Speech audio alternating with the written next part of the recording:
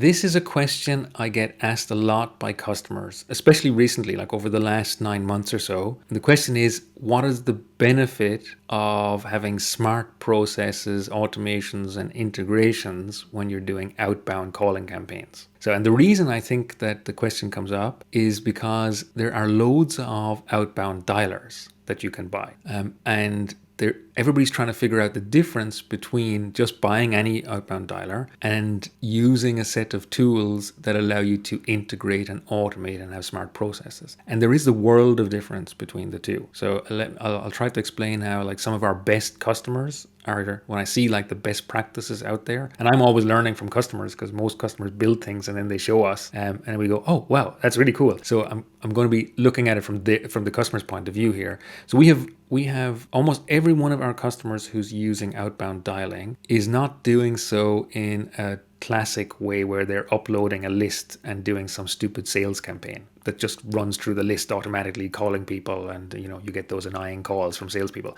Hardly anybody's doing that. What almost all customers are doing now, that are really successful with this, is they're automatically generating the lists of people who need to be contacted from their other systems. So there's something that triggers list creation automatically. That's a dynamic process. So for example, somebody is flagged as a churn risk, like they try and cancel their account online. Then automatically in the background, that person's contact gets added to the list. It gets metadata, like what was the last thing they tried to do, what account number do they have, and all that kind of thing. And then that gets sent along with the tens of thousands of other ones that are happening at the same time or around the same time, are constantly getting sent into the campaign. And this is a completely different scenario than just uploading some static list, because also that person may, in the meantime, before they get called, go and open a chat. If they open a chat, you have to go and cancel them off the outbound campaign, because the worst thing that can happen is they open a chat and and then they come off that, and then half an hour later they get another outbound call. Right? It makes no sense. You can only do this, and I think you're probably getting the idea already, hopefully anyway, is that it's thinking about processes. It's already preempting all the things that can go wrong when you've got this kind of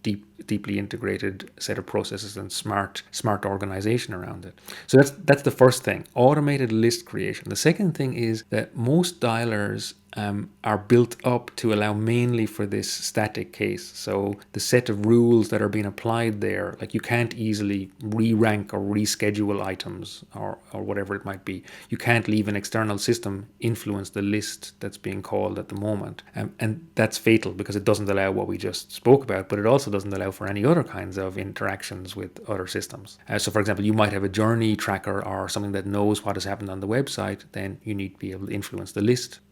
Or for example, if somebody, a high priority customer who's like a high lifetime value customer or VIP or whatever you're using for your customer segmentation, such a customer might request a callback. You can't just add them to the bottom of the list, right? You have to put them in somewhere where they're going to be prioritized. That means your list is not really a list. Your list is like a dynamic queue that's got a whole load of data driving your decisions. So I think that's the second thing. You've got data-driven decision making taking place. And if without these things, you're kind of living in a static world where you're just doing outbound calls, whereas the aim of an outbound call is to make more money, like improve lifetime value, retention, whatever it might be, optimize a sales process, improve onboarding. Those essentially all make more money. Or you're trying to do dynamic outreach because maybe somebody has requested something in customer support, so it's actually to improve service. So a lot of our customers, for example, are deploying web callback. Web callback is like the Amazon trick, which many of you probably know and love. And if you do web callback, every time somebody presses the button saying I want to get a call back,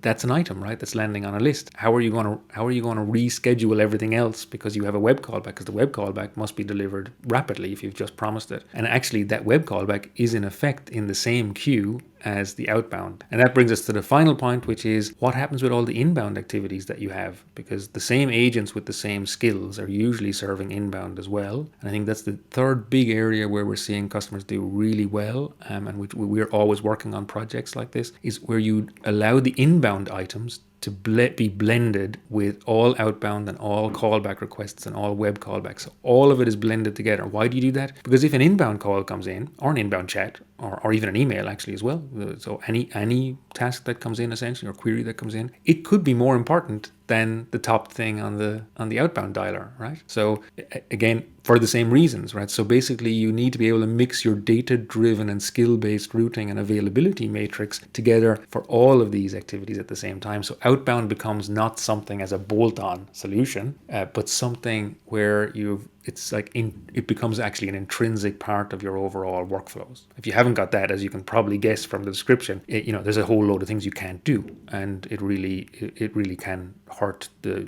business, essentially, right? It can lower your CSAT, and your customers are just not going to be as satisfied, and there's a lot of business processes you can't create.